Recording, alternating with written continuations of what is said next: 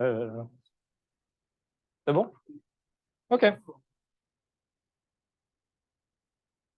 So this morning I spoke about the operator representation as a tensor train, and now I'll speak about more about the algorithm. So I don't know if it's 2 or 3. Yeah. So the DMRG algorithm.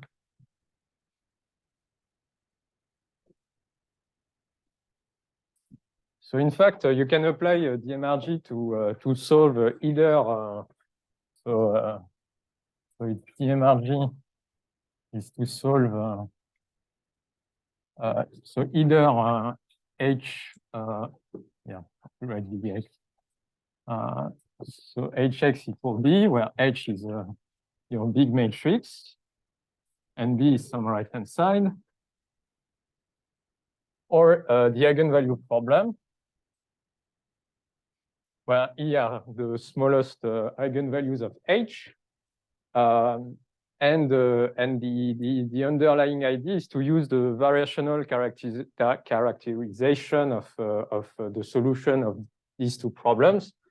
So for problem 1, so it's equivalent to solve this problem or to minimize this.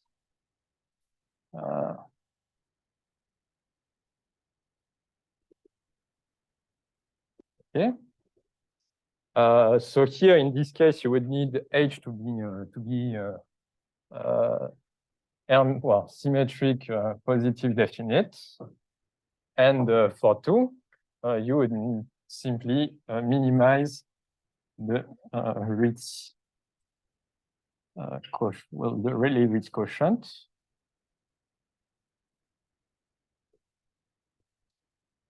And basically, the idea is to substitute the space of the whole, well, of all the tensors with the particular parametrization with tensor trains.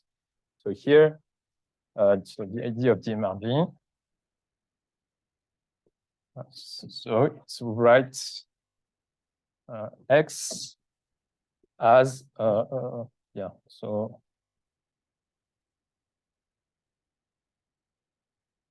it's approximately equal to this.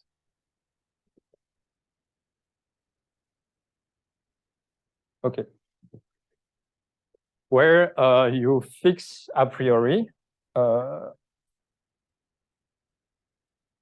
the dimension of your matrices. Okay. So the dimensions here that appear. So these are so you fix the dimension. So the TT ranks a priori. Okay.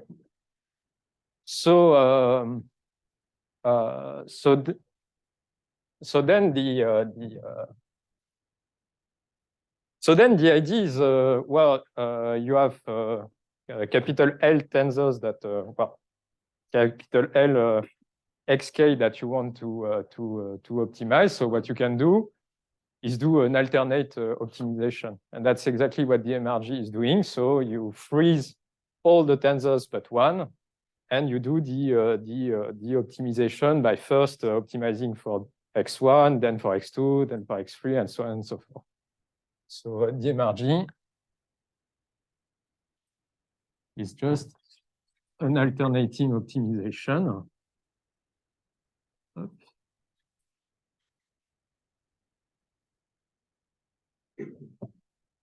Over dxk.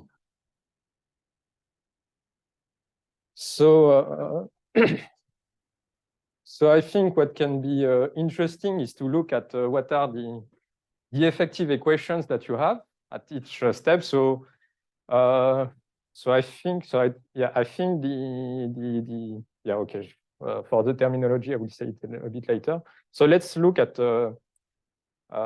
so yeah, among these 2 problems, I think there's one which is more popular in the room. So let's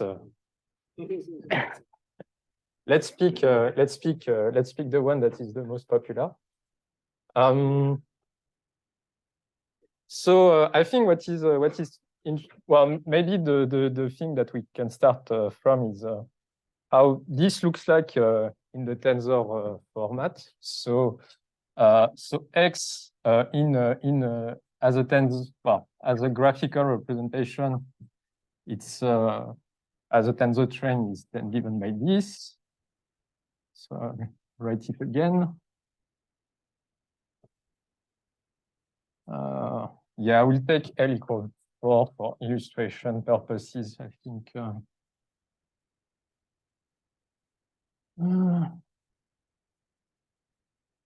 Then H, so it's mu1 to mu4, mu1 to mu4. So it will be given like that.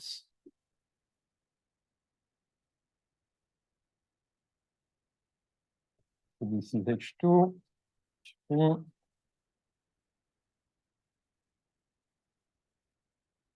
And H4. Okay. So yeah, let's see how how HX looks like in the as a tensor format. So yeah, I mean, you can kind of see here what you are going to do is summations over the shared index here, here, and here, and you will do the same thing from the bottom. So then the scalar product then looks like this.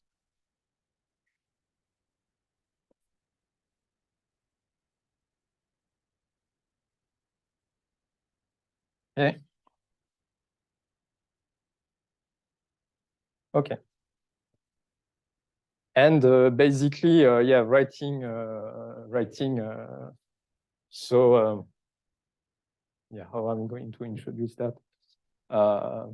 And yeah, and same thing for the, well, in fact, I could have started with this. So this then is just, well, just remove the Hamiltonian in between. You just have a shared one.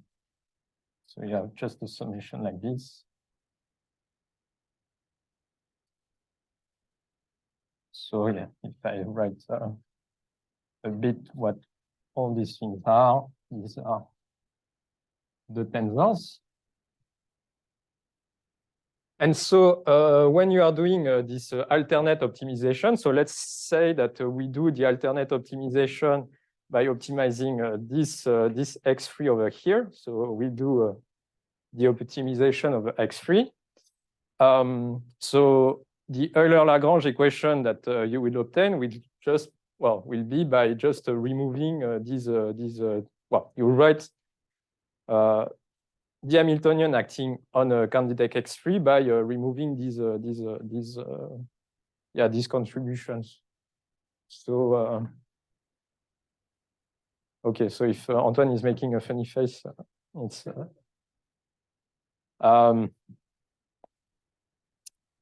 I know. Okay, so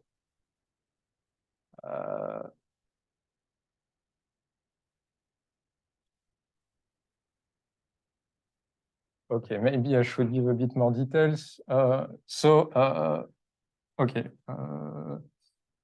So if you want to solve the optimization for X3,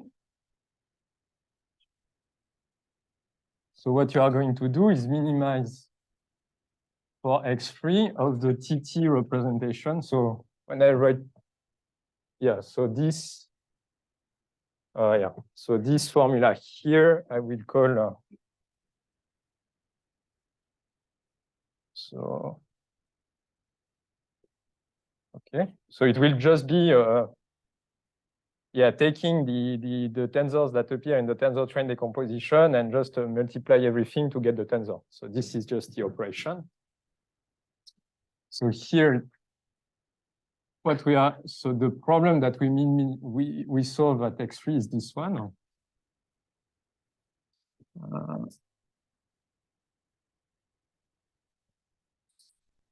Hop.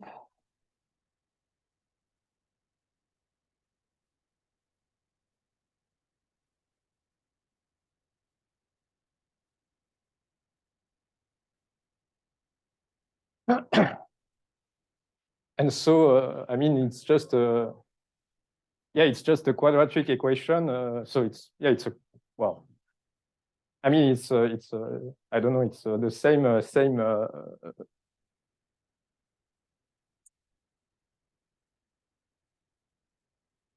the same equation as in the, well, as in the matrix case, but here you just solve for x3. So everything is frozen except x3. So the matrix equation that you obtain is well, just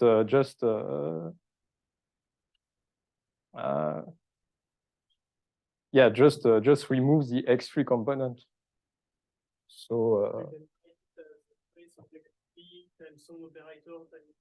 yes, yes. I mean, well, because this, okay, maybe here I can write it here. Is this I can write as I mean,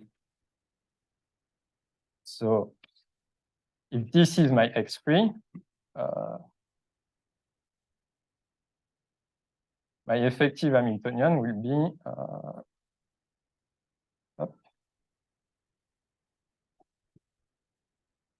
and here I have x3. So this is my effective Hamiltonian.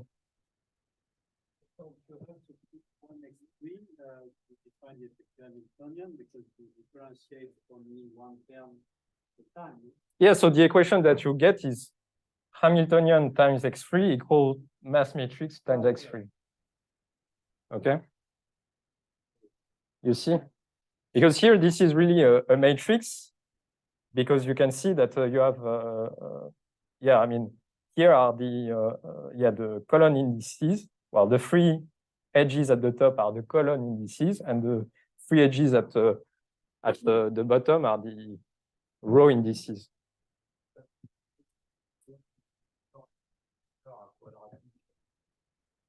Yeah, they are quadratic in each component. So yeah, that's what I was looking to. Yeah, I mean, basically, yeah, exactly. I mean, it's well, because this you can, so this thing here you can kind of see as yeah, so this has dimension R2, R3, and this is dimension 2. Same thing here. And so, I mean, in the end, it's a matrix which is of size R2 to, well, 2 R2, R3 times 2 R2, R3.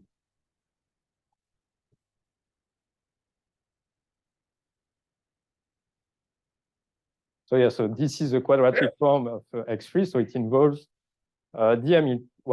this effective Hamiltonian and the mass matrix. So it's the Euler-Lagrange equations. They look like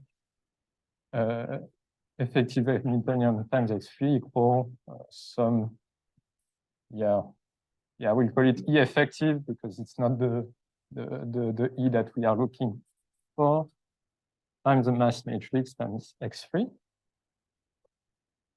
And so the thing is, the mass matrix, the mass matrix is in fact related to so okay. The mass matrix, you can choose it as identity because it's related to a particular normalization of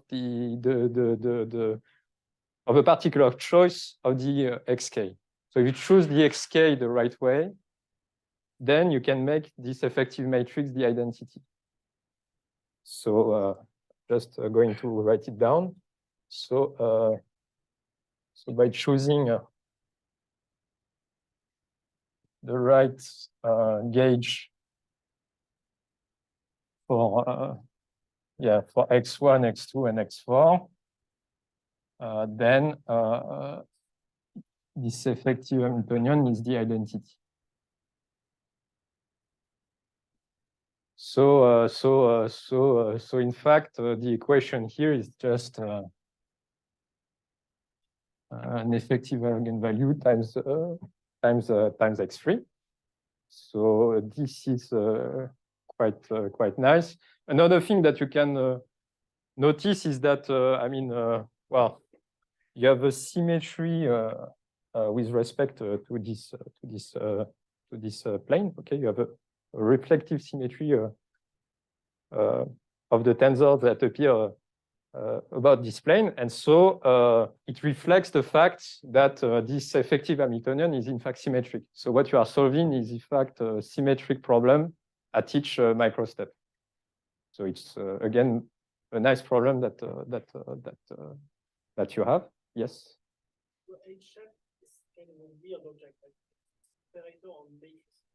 It's well, yeah, it's an operator that acts, yeah, well, on order 3 tensors. Yes. I would say it would be the effective Hamiltonian that you get by tracing out.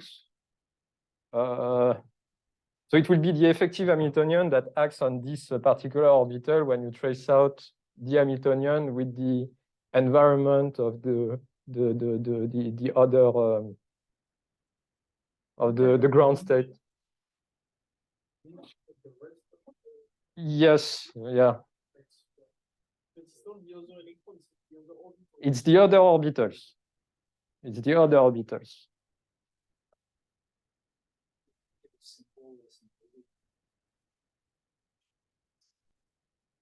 Well, it's yeah. But the thing is, okay, maybe to make the drawing a bit.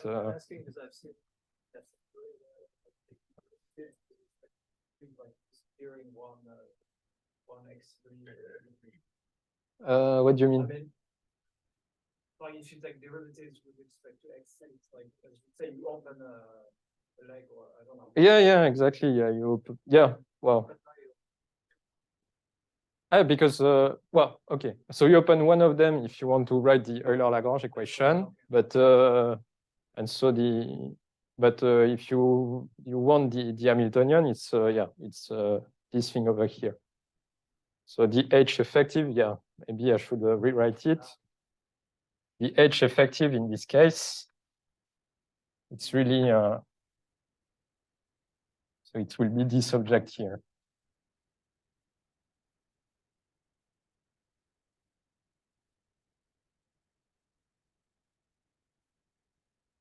And so yeah, it will be so in the middle you have the Hamiltonian, and the thing here you have yeah, you have set an environment because these are related to your wave function. So it will be the environment that is created by the well, by the rest of the orbitals that you are not considering in your optimization.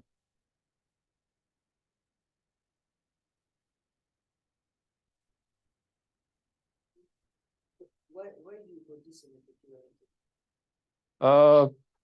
well, because it looks like an effective, no? But because it's it only acts on X.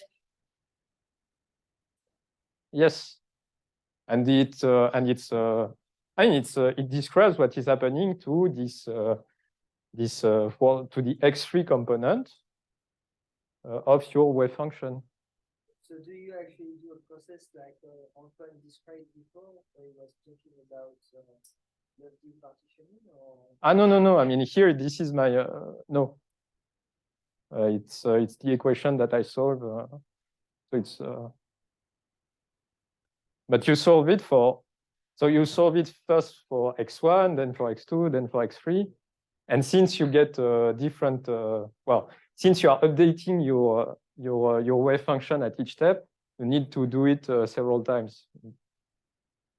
So doing it several times, it's what people call sweeps. So maybe it's things that you read. So people call this iterative process, well, one iteration of the process a sweep.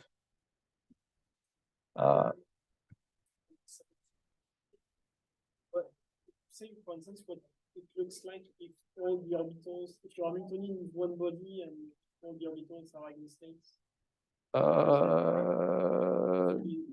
The eigenvalues eigenvalue or there are many factors, some. I mean, I think it's kind of, yeah. I mean, it's no, but it should be, yeah, it should be trivial in this case. I mean, yeah. I guess it's just then it's just I mean, then in that case it would be an effective Hamiltonian, which is a scalar, which is the eth eigenvalue, if you want, the case, yeah, the case eigenvalue of your one body Hamiltonian. If you describe the yeah. But the thing is, then if you turn on an interaction, then you would change the size of the bond dimension. So I mean, it becomes, yeah, becomes messy. Yes. So is there a way to give explicit expression of one element of the effective Hamiltonian as a function of H1, H2, H2? Yeah. So that's what I was going to speak about. But yeah, so okay, maybe let's speak a bit about numbers. So things that I have not done until now.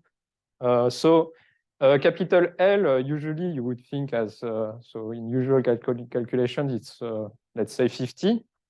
The little r over here for practical calculations, it's 1,000 or 10,000, okay? So in practice, yeah, so L is like 50 and R is like 10 to the 3, yeah, 10 to the 4. So the matrix, the effective matrix that you have, then is, yeah, I mean, is really huge. So of course you don't, so you can compute all the elements in the effective Hamiltonian, so you can build the matrix, but that's not what you want to do. What you want to do is to use an iterative method to well, approximately solve the eigenvalue problem. And so what you are going to do is to just implement the matrix vector multiplication of H effective times X3. So how you are going to do that? You are going to do that by well, by doing a splitting of your Hamiltonian. So what you do is that you do this splitting. So this bit, I will call it I will call it curly L3, and the bit over there, up, I call it curly L3. And so now, if you want to,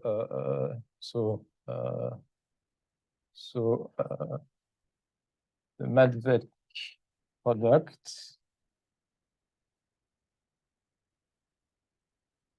So you want to write this, which is then a vector. Well, it's a tensor of 2 times R2 times R3. So in diagrammatic terms, it looks like this.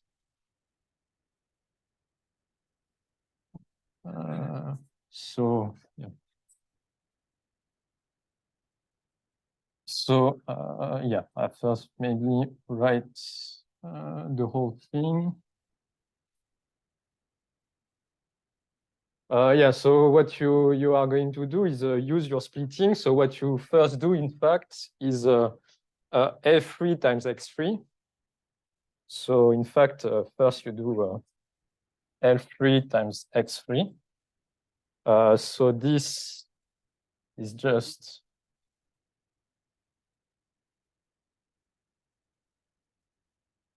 so then you have this.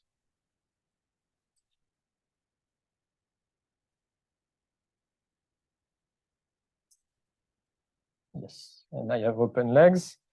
And so if you count the number of operations needed for to build that, you do, yeah, so I will label everything. So here you have R2, here you have 2, here you have R3, here you have 2. So here you have capital R3. So it's the size of the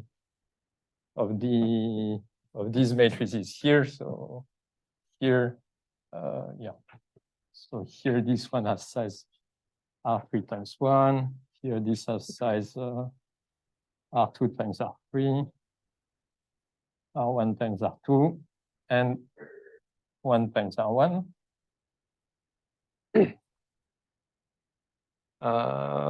Okay, and over there, it's R2, R2, 2, R3. And so if you look at, yeah, so yeah, okay. I do something that I shouldn't do, but I will erase that. So if you look at this and see how many operations I need to do this summation, so it's 2 times R2 times capital R3. So number of operations, so it's 2 times R2 times capital R3, and I do sums over this index and this index. So in fact, it will be 4 R2 squared. Okay. And so now in the second step, I need to sum this R3. So now I do L3 X3 times R3. So this is then just by adding so yeah, maybe I use a different color. So I add yeah, it was green, so I will use green to be consistent. So I use this.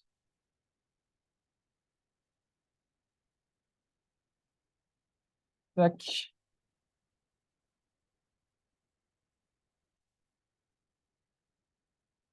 Okay. And so the number of operations here, it will be then yeah. So here I have R2, here I have 2, here I have R3. So it will be so the number of operations will be 2 R2 R3 times the number of sums that I do here. So it will be R3 times capital R3. So this will be little R3, and this will be capital R3.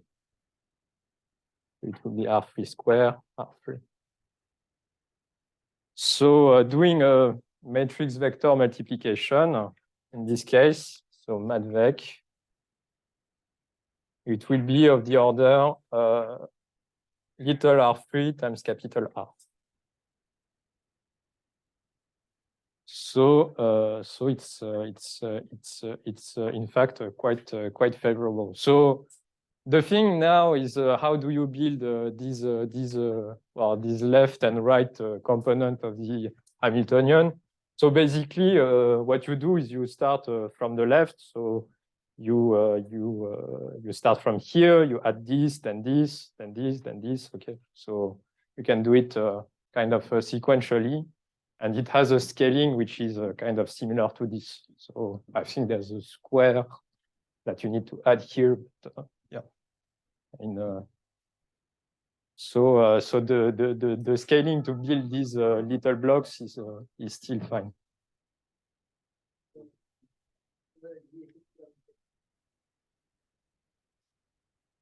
Yes, it is. It is because the Hamiltonian here is symmetric. You kind of sandwich. So you can view this part here as a projection onto a smaller space. And since you are doing the same projection on both sides, it's a symmetric object. So it's a symmetric problem.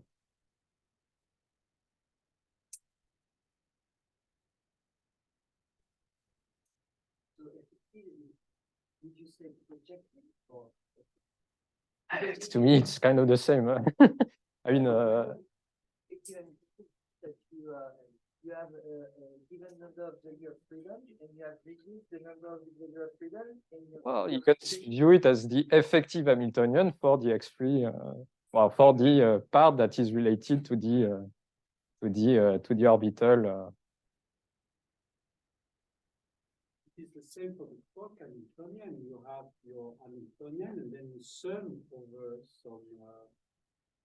Yeah. indices, and here also you sum over some indices. We don't.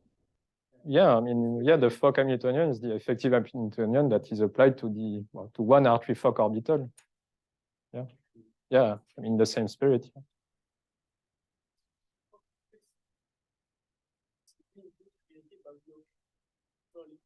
Well, here it's the same. You have the mean field that is created by the occupation of the orbitals. Well, but yeah, but then okay.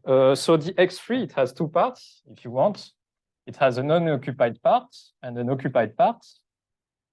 And so you can see, you can give a meaning to the occupied, well, to the interaction of the occupied electron at site I and the unoccupied electron at site I.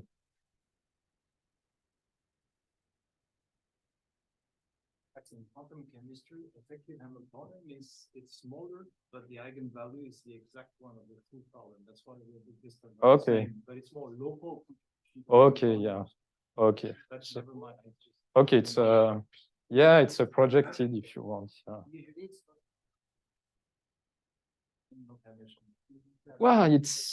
Well, it would be nonlinear if you would like to solve this effective problem for all the matrices at the same time. But in that case, that's not what you want to do, because this effective Hamiltonian, it depends on x1, x2, and x4.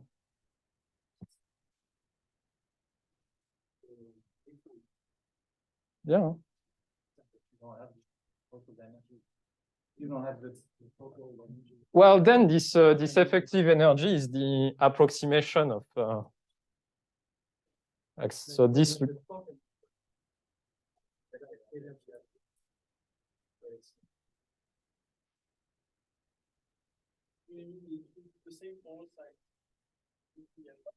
So in the converged case, yes, yes.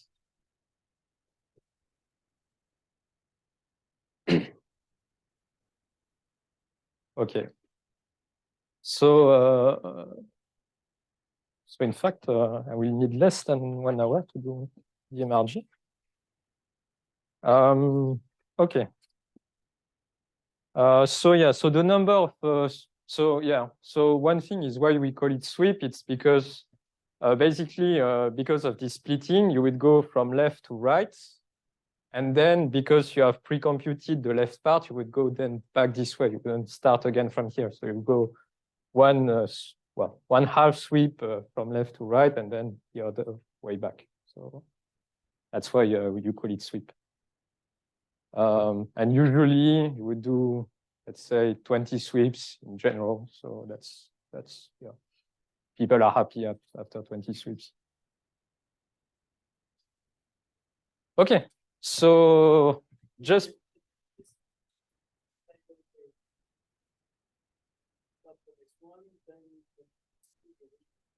yes, you reuse the updated x1 and so on and so forth. Yeah, well, you just freeze everyone, and yeah, you could. But that's how you do it. Yeah.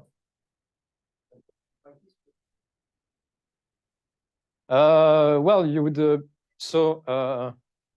to build the L3, you would need the knowledge of L1 and L2. And so you would keep everyone. Yeah. But I mean, you could also build it on the fly if you want, if you don't have. Yes. Yes. I mean, yeah. I mean, depends on what is. I guess, yeah, if the calculation is small, that's what you would do.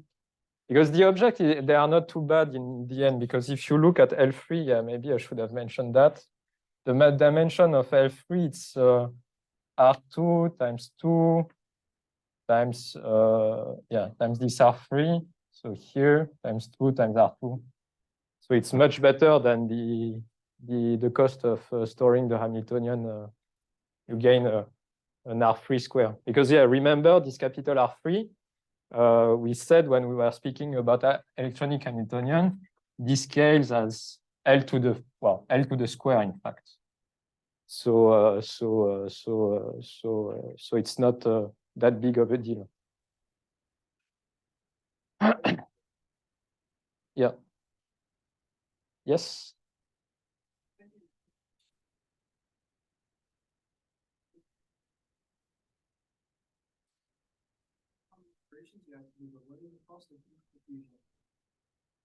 What do you mean by each of these operations? So I don't think I'll be able to explain it very well, but basically what I want to say is there is a cost to pay for assembling L3. Yes.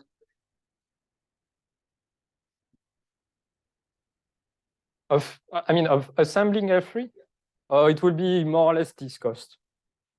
So the cost of evaluating the effective Hamiltonian for, I think you have an extra capital R factor, but yeah, that's it.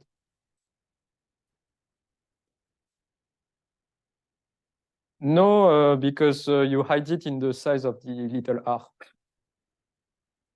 I mean, okay, if you have chosen the ordering right, then you have effectively solved the curse of dimension. But if you don't set it right, then the little r that you need to choose to have an accurate approximation of your true eigenvalue will be exponential in the size of the system.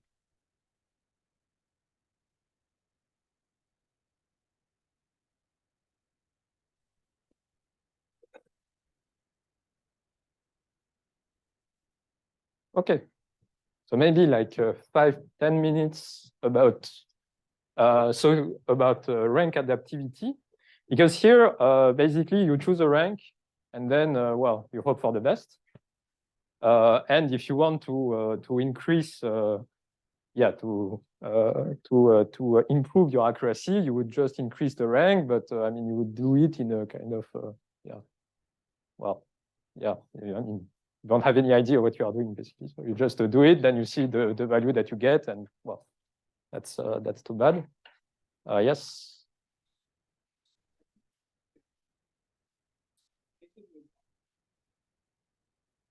I mean, people do 20, I think it's, yeah, 20, 30 until it's converged.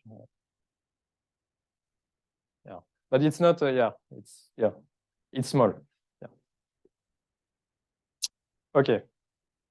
Yeah, so rank adaptivity. So yeah, so in this with this scheme, you don't really have a control on how to choose R. So the idea, in fact, is instead of doing the optimization on one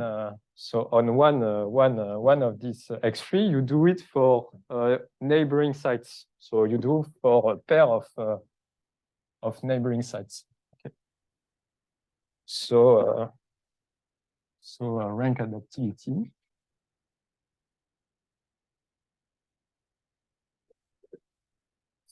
So instead of solving, so here, instead of optimizing just for X3, what you would do is optimize, for example, for X2 and X3, okay?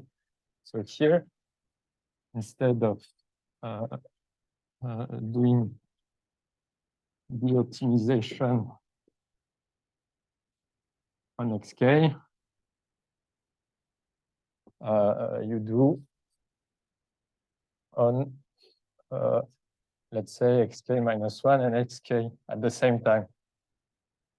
And so then the effective Hamiltonian that you would get, well, it would be kind of the same picture, but you pop this guy here, okay?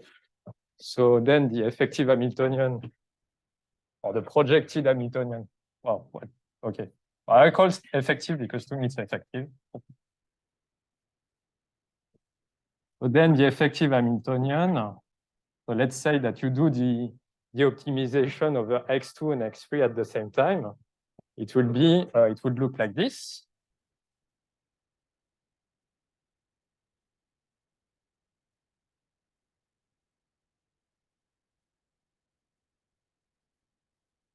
Okay. And so the tensor that you apply now looks like this. So it has now 4 legs. Okay. So it acts on a dimension. So here it's R1, R3, 2, and 2. And so this would be, yeah, I will call it, I don't know, Y. So Y now has dimension R1 times 2 times 2 times R3. And the thing is, you want to so previously it was quite straightforward. You obtain X3, you plug it in here, and here you update your operator. You update your the left part of your Hamiltonian. You have your right part, and you do the same thing. Here, you need to do an extra step because here, to go to the right, you would need and do the optimization over these two. You would need to have an X2, okay? And so to do that, to have this X2, what you will have to perform is an SVD of this Y, okay? So to get X2 and to perform the next optimization,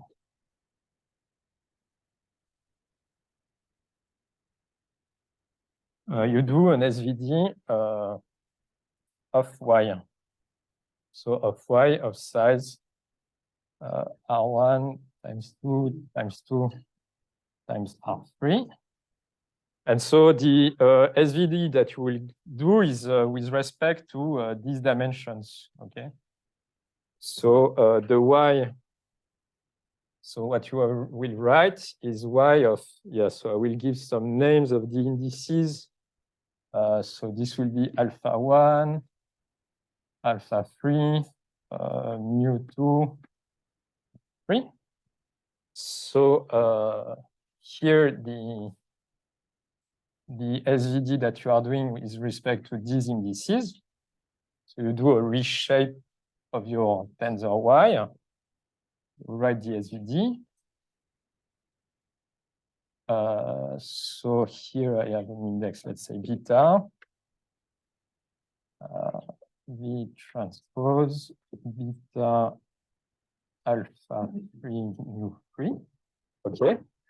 And so now you recognize this, so this thing over here. It has 3 index, 2 virtual indices and 1 physical one. And so this will be your X2. Okay, so this will be the updated X2. Okay. And so now how the rank adaptivity comes in? It comes in by looking at this SVD and by choosing by choosing the new rank. So the new rank R2, it will be associated to this to the number of singular values that you get in your SVD decomposition, and you can truncate the SVD by applying some threshold to which you want to throw extra dimension. Okay, so maybe I could write it down. Here, so.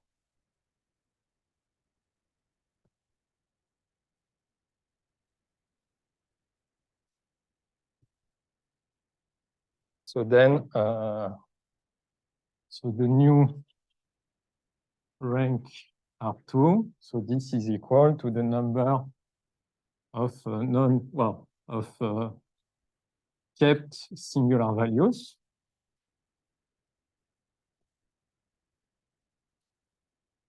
in the SVD here, and so this provides. So first, this provides a way to kind of adapt your rank in the process. And second, what people also do is that they see how much. So typically, what they would do is, for example, they would do. So they will set a threshold of on the singular values that they throw. Okay, so they will have. So here it will be an energy with respect to the SVD threshold. So here. And so what they would do is they would compute some energies and they will try to extrapolate. Okay, so they will get some energies for different values of the SVD, and they will kind of extrapolate. Yeah, that's things that they will do. Yes. Start with the composition that has range R2. And then with the new decomposition, it is R2 prime. Okay? Yes. So it's slightly bigger, so it's a better. How would you test the first one in the first place? It's already rank deficient when you solve this equation. It's not rank deficient because here you see the size of the effective Hamiltonian is exactly the. It depends on the rank that you have at this precise moment. But when you do the SVD of Y, Yes. that's the original rank. No, it doesn't have the original rank R2. It has the previous rank R1 and the next rank R3. So for Y. Yeah, you solve for Y. So you solve for Y. And once you have Y, you do the SVD to get X2. And so, yeah, and so, well, if you are, so this is when you are going this way. If you are going the other way, then you will keep this guy and then.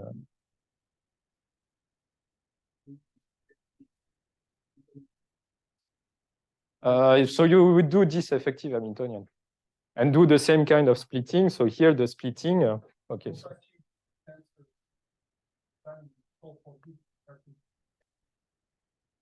So here the splitting that you would do is this one.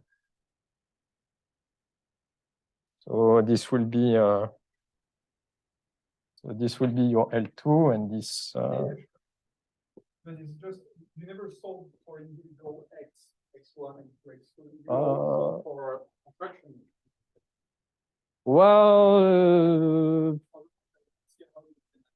it's no, in this case you don't adapt the rank, but here the price you pay is that you have an extra factor 2, so it's a bigger system. Well, here you don't. Yeah, okay. So if you want rank adaptivity, that's the thing that you should do. If you don't want rank adaptivity and you just want to solve the biggest problem you can on a computer, then that's what you do. Practice, you would do that, like to converge faster, you would actually increase the range by combining blocks, saying. So if you do sweeps like this, keep doing switch, it's going to converge. And so those new so what would you do actually combination of blocks to have new value of the range? Well, because in that case over here you would converge, but to the value that is yeah, maybe let's so this is the energy as a function of rank. So the energy that you are targeting is this one, okay? So it's the true FCI energy, let's say. And then, well, then so here it's the bond dimension, and yeah, the picture that you have, well, should have in mind is for a converge calculation. Yeah, let's say that the picture is like this, okay? And so when you are doing these, so if you are doing the one, or this is called usually the one-site DMRG. So this is the two-site DMRG.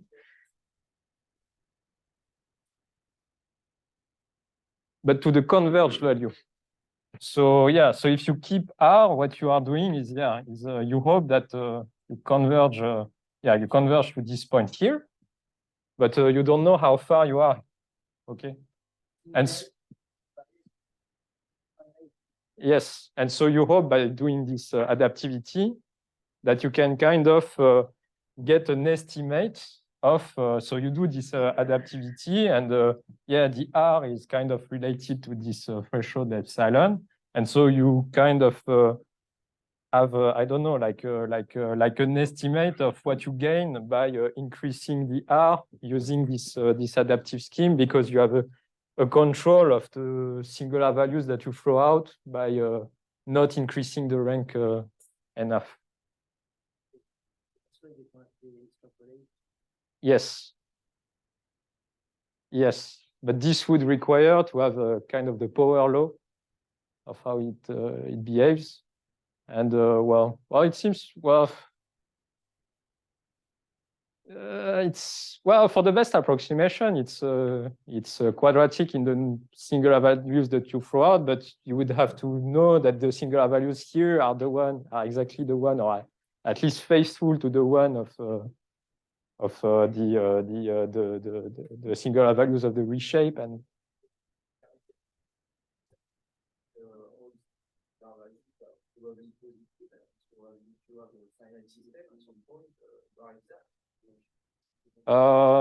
yeah, but well, you recover the exact behavior, well, the exact singular values. Yes. Yes. Yeah.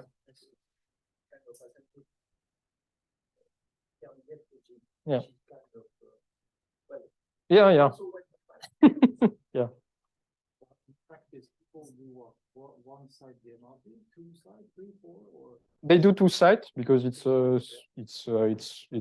efficient and not too expensive. And do what people sometimes use one side because it's cheaper. You can do ranks that are larger. So, for example, if you have, I think, for example, yeah, for very well, for strongly correlated systems, then you would use a one-side DMRG because you really want to have very big bond dimensions. So that's what they would do. Or for example, if they have something which is converged with a two-side DMRG, then they will run a one-side DMRG because they can take a slightly larger bond dimension. And since they start with something which is quite well converged, then they would get something a little bit more accurate.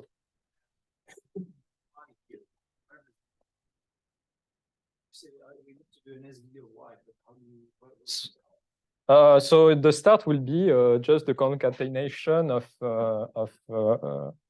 so it will be the concatenation of x2 mu. Or have a guess for the yeah, have a guess.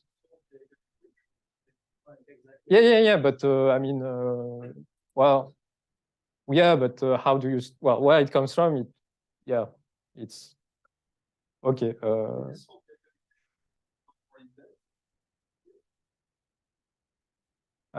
Yeah, but let's say the initial guess would be you would take okay.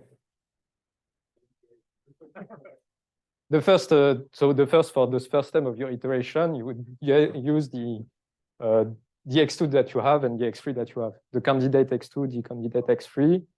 But then you solve this effective Hamiltonian for y. So the equation is h effective y equals ey. And then to get something that is a tensor train, then you do the SVD to recover the x2. Yes? So, in the error that you do for finite value of R, does it come from the fact that you have finite value of R, or does it come from as well that you truncated your singular values when you did your SVD? I mean, they are related in a sense. I mean, it's more so the error that you make is respect to R, and the error that you make is because I mean this error it is related to the decay of this to the singular values that you are not taking into account in your well, because you are using a finite bond dimension. More strong correlation you have, the decay of your singular value becomes horrible, and you have to increase the R value. Yes, that's kind of the picture. Yeah. If I'm not mistaken, the original DMRG algorithm by White was this two-side version, no? Even though he didn't have a tensor way of doing that. Yeah.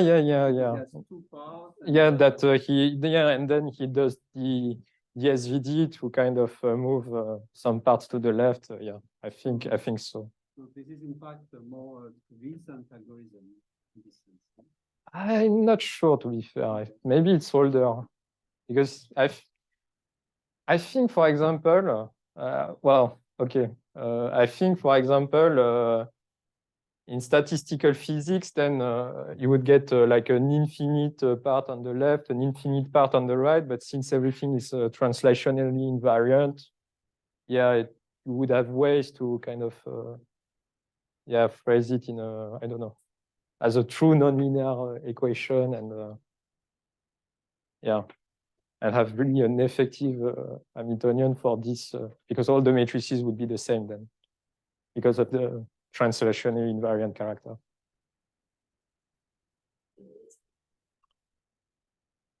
Okay, so if there are no more questions, I think we can stop here.